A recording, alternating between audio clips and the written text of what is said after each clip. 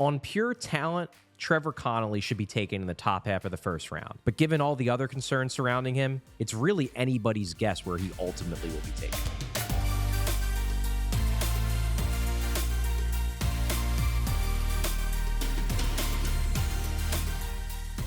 Trevor Connelly is the big character concern prospect at the top of this draft, and any team that takes him will be knowingly taking a pretty big risk. So before we get to those concerns, let's start with the strengths.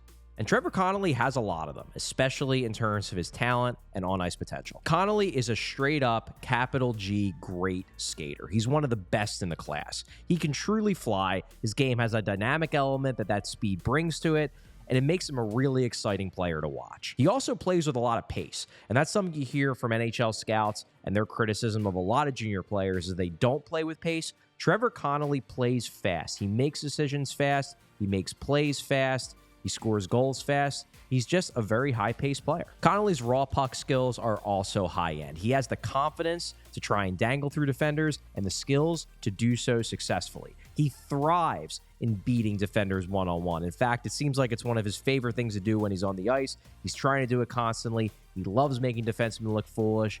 He tends to do it a lot. Connelly's shooting ability also stands out. He has a plus shot with an exceptionally quick release. We're not necessarily talking about sniper, high-end Maurice Rocket Richard trophy level scoring numbers in his future, but it's really not crazy to imagine him being a consistent 30-goal scorer at the NHL level. He has that kind of talent. Connelly also has a lot of room to grow. He's rail thin right now, and he's already really good despite not having much muscle on his frame at all. Presumably, he's going to put more muscle on over the next 2-3 years, and the idea is that if he's this good now, imagine how good he'll be with serious muscle on his frame. Now, let's get into the negatives. Now, Corey Proman and Katie Strang of The Athletic put together a comprehensive report of the entirety of Connelly's past. It's definitely worth a read, especially if you're a subscriber.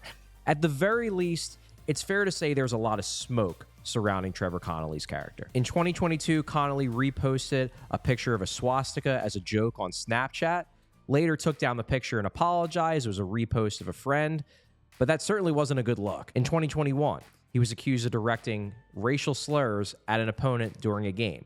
Now, a league-wide investigation ultimately cleared him, but it is a little bit of a red flag to be associated with something like that. And then between the ages of 13 and 17, Connelly played on 7 different hockey programs, at least in part, per Proman and Strang's reporting, due to hazing and bullying incidents. Now, Connelly's camp contends that Connelly himself was the subject of bullying and hazing in many of them.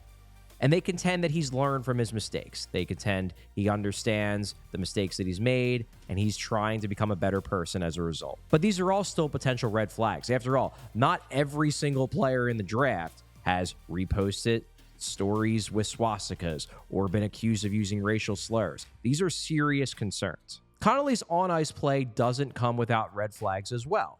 Connelly can be a bit of a puck hog. He kind of has an I'll do it all myself mentality at times, and he doesn't always involve his teammates.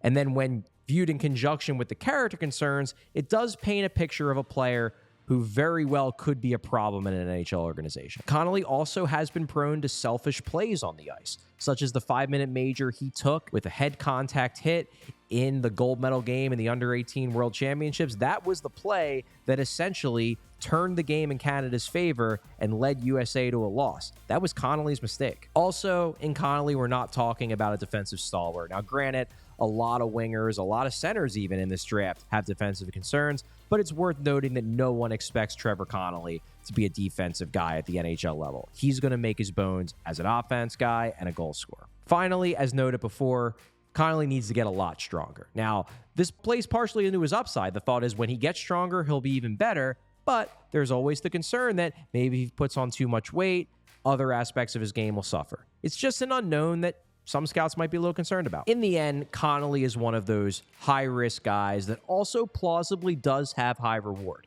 The talent is undeniable, but he also just might not prove to be the kind of person you want in your organization, and that's where things like interviews and in-person meetings are going to be pivotal for teams deciding whether they want to take the jump, take the leap on Trevor Connelly. Connelly has truly matured. There is impact player upside here. The raw physical tools are extremely impressive. The high-end skills are blatantly obvious. But if he hasn't matured, or if these rumored incidents, these reported incidents are just the tip of the iceberg for this kid, he could bounce from organization to organization for the entirety of his pro career, burning bridges along the way and never living up to his potential. We all silly like the mayor.